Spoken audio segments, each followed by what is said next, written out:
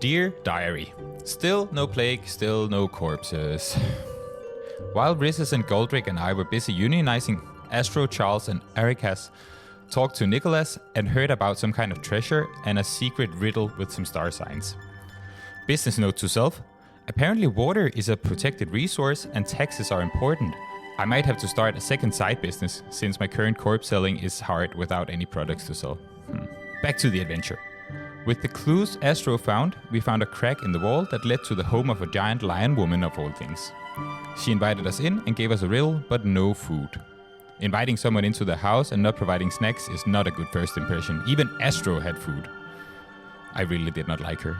The others managed to find an answer to the riddle she posed, and Charles answered correctly. And then that stupid soon-to-be stuffed animal decided my clarifying question was the one we were allowed. I promised myself then and there to come back and sell her as a stuffed animal sometime in the future. Oh well, I have to go, someone just got stabbed.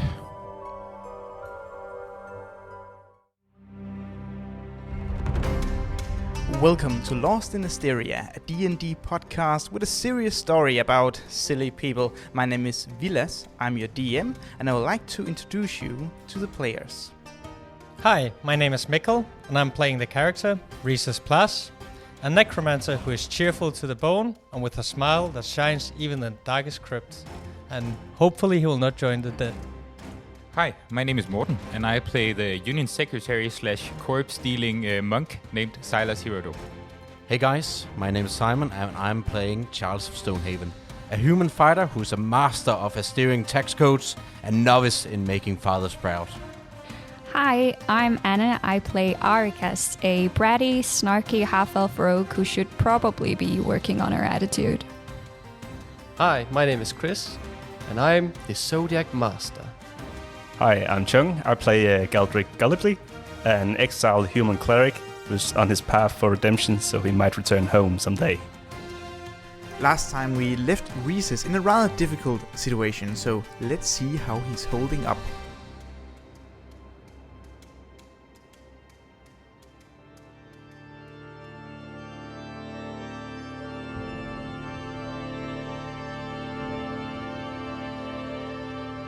Alright, so we start. You just been stabbed, Risus. Silas, you were on the way. What do you do? So I will instantly run as fast as I can to get sort of in between them because I'm a lot shorter. Attack Malakar and sort of push him away. So you're trying to push him? Yeah, and it's an unarmed sort of shove or attack. Yeah. Roll athletics. 9. 9 is not enough. So you're just kind of pushing against his knee with no success whatsoever. Okay. Then I will use my bonus action to use Flurry of Blows. Right. And what does that do? So Flurry of Blows is a monk attack where I can use 2 extra unarmed attacks for this exchange of a key point. Okay. But then I will also exchange one of those attacks for Hands of Healing. So I will attack Malakar once and heal Risus once. All right. Go ahead. 10? It doesn't hit. Okay. So for the healing, 4 hit points back. All right. So, Risus, now it's your turn and it's Erica's afterwards. What do you do? I can do because I have a reaction when I get damaged. So I can do a reaction and my action. So I'll use my reaction, Hellish Rebuke. I can point at an enemy and they will be surrounded by fire. And I have to do a dexterity saving throw or take damage. Okay, so who I assume you surround Malakar? Yeah. All right. 14, does that succeed or does it fail? So he takes 2d10. Okay. Whoa, 2d10? Yeah. Wow, okay. So you surround him with fire and he tries to instantly punch it away and fails. How much damage does he take? 14 damage. Okay, 14 damage. You see Malakar is not doing too well. He's clearly taking a lot of damage from the flames, and he's starting to panic a bit. You can see his eyes is wide open, panicking. All right, as my action, and that's gonna be a little tricky, so it might not be accepted. Risus is gonna take out a small squirrel skeleton. What? Okay, I heard you. I just surprised. So He's a necromancer. Yeah. Okay. And he's gonna throw it after Malakar. And then he's gonna use the spell Enlarge Reduce. Oh, shit. So what? You're gonna throw the squirrel skeleton and then enlarge the skeleton. Yes. Right. It doubles in all dimensions. Okay. So Well, just doubles in size. okay. So let's do a ranged attack roll first Okay. to see if you hit him. So 12. 12. So 12 doesn't actually hit. Oh. So you throw the squirrel, but you kind of throw it over the fire because you just don't want it to land in the fire. So as you use enlarge, it flies over him, as I said, but you suddenly then realizes that there are two people behind him.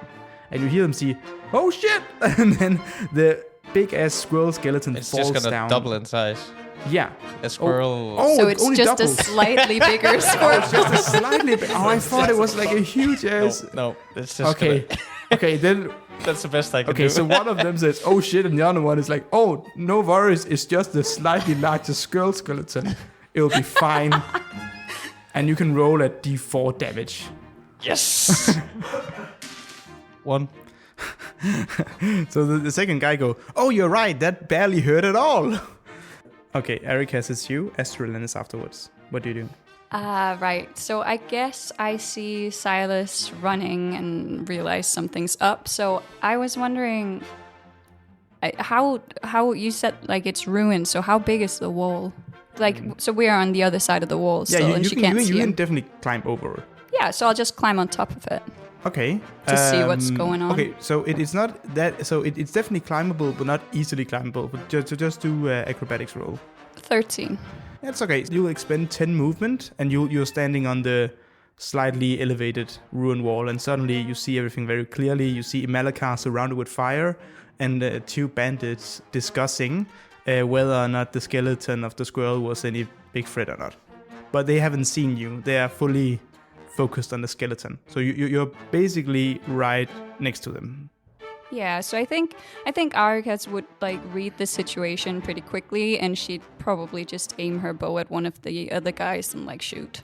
Cool. Roll check. 22. Oh, 22 hits. 12 damage. 12 damage. That's enough to absolutely murder one of them. So Great. the guy who was holding the skeleton saying, "Oh, you're right, it's just a small bruise." He's like, "Plah!" And then he just gets shot through the neck and is falling, bleeding out. And the other one is like, "Oh no, Eric!" Trying to help him. Astrolan, it's you. What do you do? So Astro goes the other way around the wall. Then he draws his bow right before it gets around the corner. Okay. So I point the arrow straight towards Eric. And then I let it go. Eric, the dead guy. Was that the dead guy? Yeah. Who was not dead Well, then? fuck him. Yeah. Especially. No. Yeah. So the one person said, "Oh no, Eric." Yeah. So Who's that? Eric is the one who fell and There's died. two Okay. Erics. Okay, yeah, they're both Eric and Eric. You shoot the second Eric. Yes, No exactly. worries. And to hit is 21. 20, yeah, that hits. And it deals 7 damage. Okay, so the second arrow shoots through the air and hits him directly in the heart. He's like, "Oh!" as he falls down, and you hear Malakar says, "Oh no, not the second Eric!" That was my favorite Eric. That's my favorite of the Erics. All right, so now we have Malakar, who is seeing his small battalion go down one by one. He panics and tries to slash up Silas as good as he can. So he'll do a multi-attack with his scimitar. It's a 15. Does it hit? No. No? Okay, Doesn't the hit. second one would be 20. Hits. So you take 12 damage. And he yells, "This is for Eric! 2!" And then he hits you right in the shoulder as you take 11 damage. Goldrick, what do you do? Galdrick looks at Charles kind of confused and wonder what's going on. I walk towards Astro so I can see what's happening. And the first thing I see would be 2 dead bodies, right? Yeah. And Malakar, who has his sword stabbed in Silas. Oh. Well, that isn't too good. And then I'll cast Sacred Flame on Malakar, which deals 1d8 if he fails a dexterity saving throw. All right. It's a 6. So I assume that fails. Okay. That would be 4 damage. 4 damage. So at this point, so he's already surrounded by flames, and then you added some more flames to it. So he's really burning up here. But this is holy flames. It's holy flames, but it hurts the same. He's doing pretty bad, Malakar, at this point, and he's really like desperate. Charles, what do you do? Well, my group clearly needs me. So I'm gonna run beside Silas. Right. I'm gonna say to Malakar, surrender, and we will spare you. Malakar looks around. He's like, all right. I'm done. I'm sorry. What? I'm waving the white flag. I'm done. Please spare me. So how burnt is he? Like medium rare or? So the sword is still stuck in my shoulder, right? Oh yeah. Okay, so I will try to pull the sword out and then stab his toes. Like just pull it out and then finish the motion by stabbing it at his feet. Okay, so he basically let go of his sword, put his hands in the air, and then you pull the sword from your shoulder and you stab it in its toes. Yeah. So let's do an attack with advantage. We're probably going to kill him now. If he dies by toe stabbing, Well, He that's deserves to die. 18 to hit, 18 hits. but I don't know how much the sword does. Well, are you proficient with swords? I don't think so. Then Unless just it's let's like do a d6 plus dexterity. That's fine. Then it's 6 damage. Okay, 6 damage. So Malakar fucking dies. No. He's still alive. He's very, very low on health, but he's still alive. wait, guys, should we just try to figure out why the fuck they're here?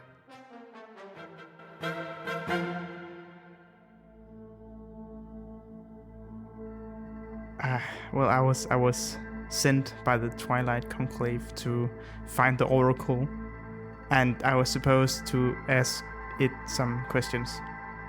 What questions? Well, is that really important? Yes. Oh, You said questions multiple. That doesn't work, I found out. really? Wait, you found the Oracle? No. Now we have to kill him, guys. No, what? I didn't hear it. What's an Oracle? I don't know anything. What question would you have asked? Well, I was supposed to ask it of the location of some wooden pieces of a sword. That would have been a better question. That would have than been the a what- really yeah. good question. Wish we had thought about that. Is it closed for everyone now? Or can we just push him in and then he can ask the question and then we'll wait outside? Well, how do you know he'll come outside? How do you know he's not? Well, he it cannot happened to answer us. the riddle. Maybe we should get the scorpion, start a riot, and throw Malakar to the riot. Well, yeah, I feel like we're getting ahead of ourselves here. I can be of help. I can be of service to you guys. You don't have to kill me. What can you do for us? You seem like people who doesn't really have any proper connections. Oh, I have connections. Have don't you you seen know this my rich father? aristocrat boy over here? Well, I haven't seen him around. You're not from Havenspire, I assume. No. Oh, so here's what I can do for you. If you let me go, fully let me go, don't feed me to the workers or something. If you let me go, I will write you a letter of recommendation. So exposure. You will pay us in exposure. It's a letter of recommendation with an official seal from the Twilight Conclave, which would mean that you are sort of in the circle. So you could go to any Twilight Conclave institution and show this paperwork as a sign of proof that you are good people of the Conclave and can enter and such. How much gold do you have? I don't... But How much is your life worth? Okay, I would say a lot, but I have like 70 gold. So 70 gold and the letter of recommendation and the scorpions. Yeah, sure. Yeah, take the scorpions. Okay. I still think it's a good idea to shove him in with the Oracle. But first, I think before we continue this anymore at all, Oh, and I what move if the we- sword towards his other foot. And I go, why don't we start this by you writing that letter? And then we'll see what happens afterwards. Oh, and get us the gold. Okay, roll intimidation with advantage. 15. He's like, oh, okay. Keep calm and don't start a riot. I will write you the letter. I will do it right away. And he pulls up some ink and some paper and start writing. And can we get the gold now? Yes, I don't have the gold on me. It's in the camp. In your tent? Yes. Which tent is it? The big one? Yes. Okay. So we can shove him in now, I guess. You only have one choice, basically. It's just, I definitely feel like you want me to answer the question that you didn't ask, and then you will get the answer from me and kill me. Like, I'm almost sure that's what's going to happen. Oh, we're not going to kill you afterwards. I promise you that. We are not going to kill you after. We're good people, man. You will We're ask good you. You killed Eric 1 and 2. Okay, I'll do it. I will go answer the...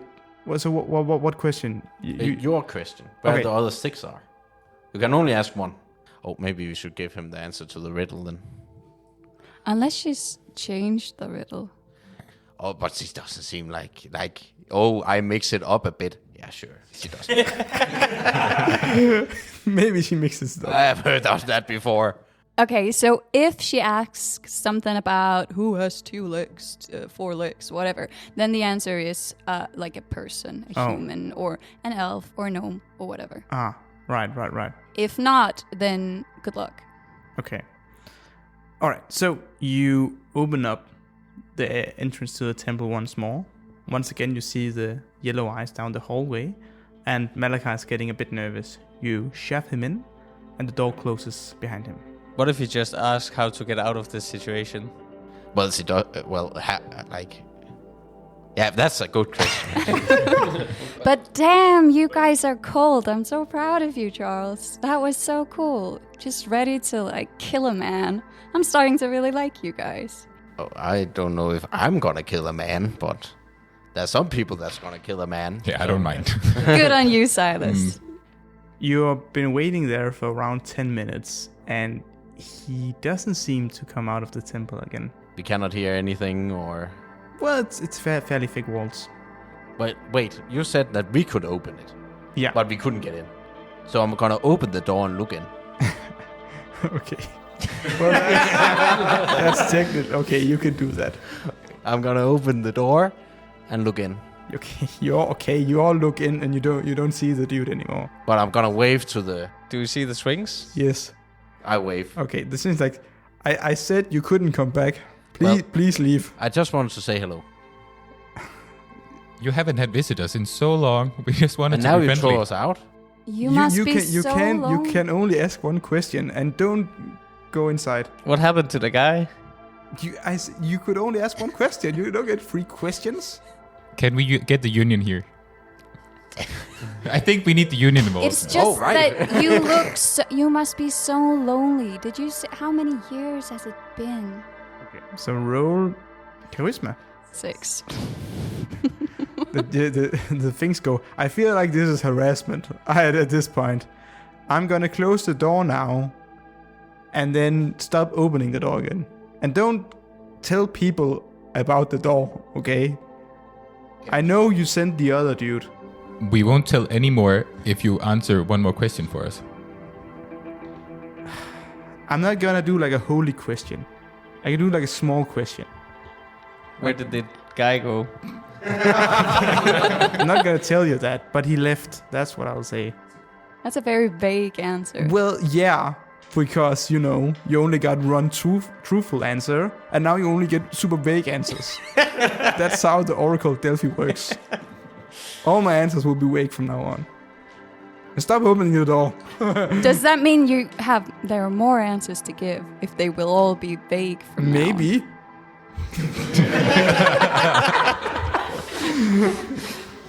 So, should we get the gold and the scorpions and leave, or...? Sure, let me just say goodbye to my union. All right. So at this point of the day, at night, it starts to become morning again. So it's around 4 or 5-ish. And slowly the sun is rising over the ruins. So you walk down to the pond, and most of the workers are still sleeping. Do I know where the tiefling I spoke to earlier, where he sleeps? Well, you don't know it, but there's not that many. It's like 20 tieflings. Like, it would be fairly easy to walk around and find him. I'll look for him. you easily find him sleeping in. What do you do? I wake him up. He's like, oh, psst, the union representative. Yes. You can sleep in a bit. Are we going to riot now? No need to riot. We got rid of your leader, and you're all free now. Oh, so we get paid, and we had the food and the hats. You get paid. Yes. Charles, give them the gold. So we are gonna pay you in installments, and the next installment is in 2 weeks here, and it's gonna be a large sum of money, like 50 gold each. You're gonna pay us in what installments? Installments. That's where your payment gets split up, and then you get paid multiple times instead of just one time. But you get paid more. I'm really happy that we on the podcast explains a lot of economic stuff to people. Like you really learn a lot. Just go back to sleep, and when you wake up, there's gonna be a plan. And by the way, it's Malakar. He's going to get the gold. That's why it's 2 weeks late now. So he'll come back with the gold. Yeah. But we still have to give them some gold. So, of course, and that's gonna be the union leader's job. You're trying to be genuine. Yeah. All right. But Charles is trying to be a prick. Okay, so Charles do the deception, and I guess you do a persuasion, and we'll kind of see how the tiefling thinks of this discussion. 20. 11. Okay, so he's gonna get mixed signals from you two. So he looks at you, and even though he has a lot of trust in you from what you did yesterday, he's like, so you said we'll get a lot of money in 2 weeks. Yeah, of course. Okay, so we just have to stay here? Yeah, just do your normal work, and then... so we'll keep working? Yeah. Okay. Yeah, of course, if you do a job, you will get paid, and we have made sure you get paid in 2 weeks. Oh, okay. In a large sum of money. Perfect. I'll tell that to everyone. Great. Just go back to sleep for now. Oh, okay. Yeah, sleep a bit longer today, actually. Your boss is out. All my hard work, Charles. All my hard work. So I'm gonna take the money. Because I won in dice rolling. Shit game. That's D&D What in a shit nutshell. game. So I assume it sounds like you're all leaving the ruin? With the scorpions. Okay, so you have one scorpion each. So what do? We go back to the scorpion camp. You leave the ruins for the last time. So you arrive back at the outpost with Mr. Frugal, and he greets you at the entrance. Well, I'll be damned. You convinced him to borrow you some scorpions. That's great news. Right, you still have to pay for the scorpions, of course. Well, he paid for the scorpions in the first place. But he didn't pay up front. What? Sorry, if he didn't pay up front, like, can we just pay when we return them? Well... I mean... No. Why not? Why? Is it because I'm a woman? No. It's because we have a small person with us? Or? Jesus, guys. Okay, let the DM... Give the DM 1 minute to think of a good reason why. Okay, because that was a special business plan you can have. So if you have a large company, you can get special discounts. You are a private group trying to buy from this company, so you get different deals, no? But we have a letter of recommendation from this company. Oh. Wouldn't that cover us as well? I pull out the letter. He looks at this We letter. have a membership card. Okay, he takes the letter and looks at it. He's like, okay. It looks very official, but the thing is, okay, here's what we'll do. You have to go through the canyon. On the other side, there's another scorpion's rest, okay?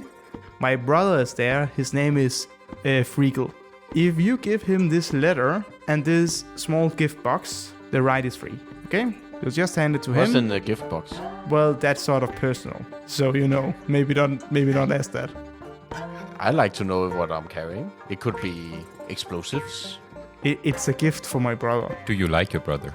Yes, he recently had a wedding I couldn't attend, so this is a gift. Oh, because there was no scorpions. Yes. Oh. Ah. See, it all adds up. The whole thing adds up together. It was so well planned. Yeah, it's so great. That's really sad. You don't want to come see your brother? Yes, but business is business, like... Yes, but we have all of the scorpions, so there's no business. Well, the wedding is over now. Like, I No rented reason out. to see your brother. Well, you only brought 6 scorpions, so there's no. You didn't bring anyone from me. we have a small person. He can share one, right? He's a whole person, Yeah. Charles.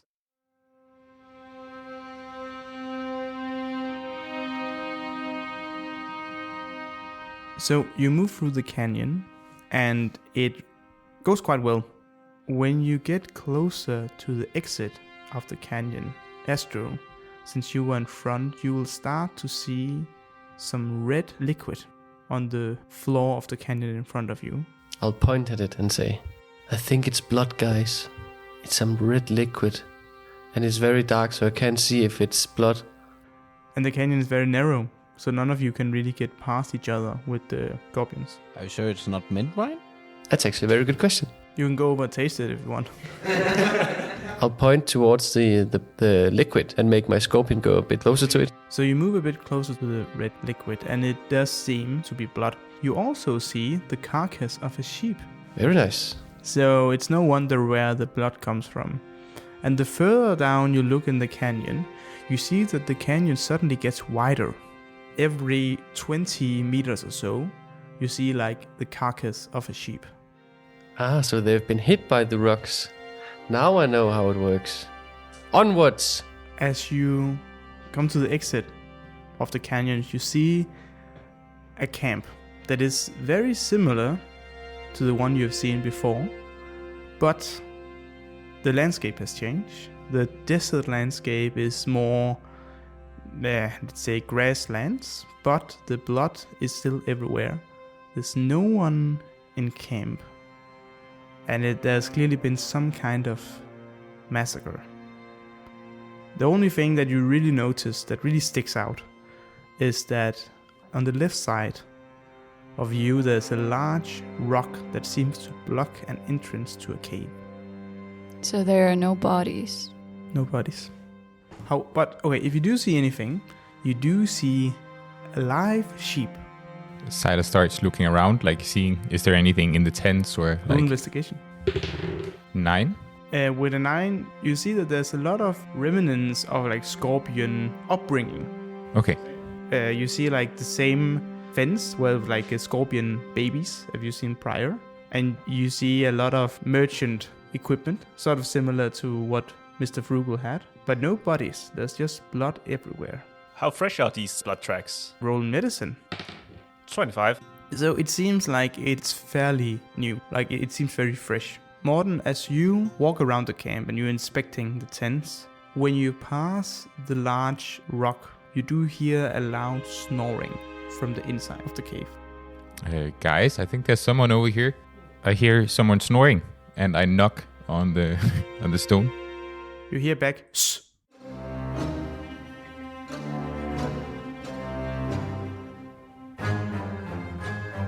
I knock again. God damn it, shh, don't knock. Why are we quiet? Oh, wait, who are you? Who are you? I asked first. Okay, I'm Silas. Oh, I don't know anyone called Silas. Goodbye. No, I don't know you either. Who are you? I gave you my name. Okay, And I knock again. okay. Tell me your name. Okay. I'm Odyphus. Who? Odyphus. I don't know anyone with that name. I'm a great adventurer, but I've sailed on many seas and traveled very far.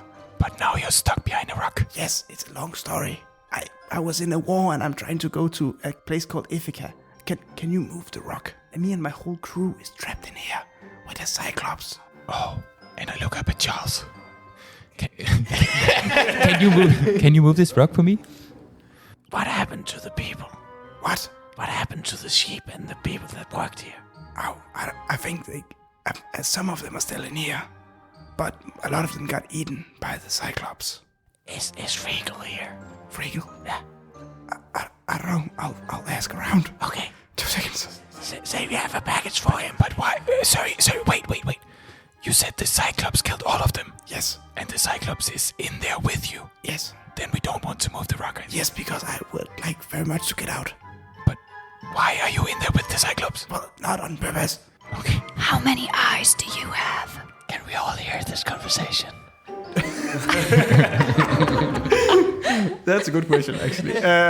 So I would assume that you're up next to a large rock, whispering, and Charles is trying to deliver the package. So I'm pretty sure the rest of you are just seeing these two fellas whispering to the rocks. Astralan, what are you doing? So Astra is gazing at the stars? Yeah, I assume so.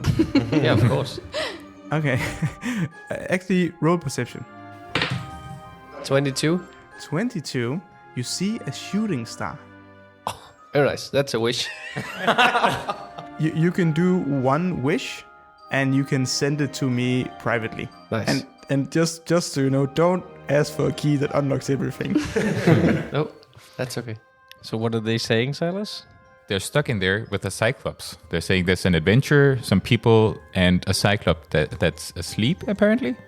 So I'm not sure if we want to move the rock, but I'm also very confused because apparently the Cyclops is the one that killed people, but now they're in there with the Cyclops, and I'm not...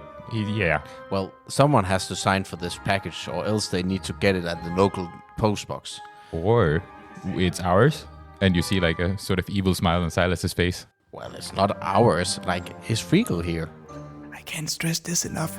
Please, speak lower. Okay, but you did hear me. Where is Regal? Okay, I asked around. There's someone called Freakle here. Blue skin or something. Can he come over and sign this paper?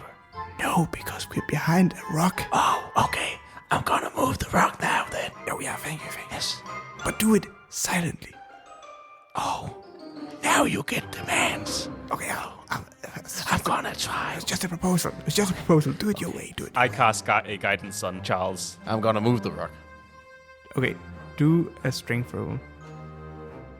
And you get, of course, guidance. But Yeah, which allows you to add a d4. to roll. Yes, exactly. Oh, so before you roll, you will need a 19 or higher. Just so you know. Can I do something before he... No. Okay. What do you roll? 9 in total. Okay, 9. Okay, so so you try to move the rock and you hear some movement, but it doesn't budge. It's a heavy rock, guys. I can try something.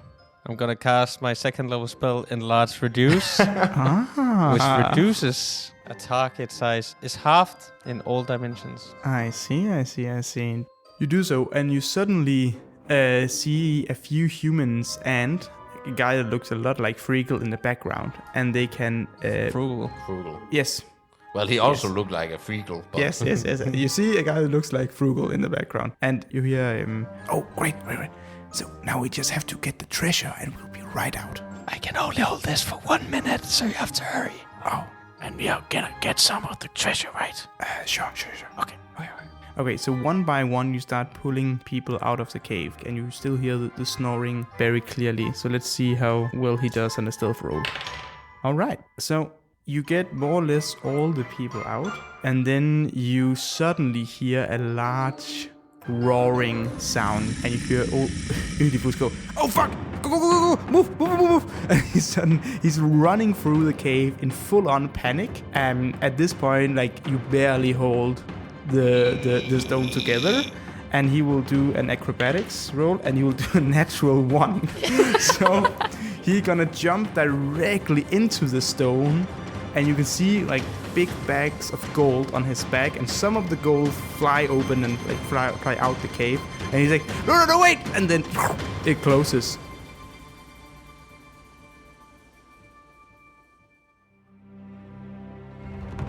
Thank you for listening to another episode of Lost in Asteria. We will be back in 2 weeks. And in the meantime, you can check out our Instagram and see the people behind the podcast. And if you like the music, you should check out Tabletop RPG music on Patreon. It's an amazing collection of D&D music that will for sure spice up your games. So, see you in 2 weeks.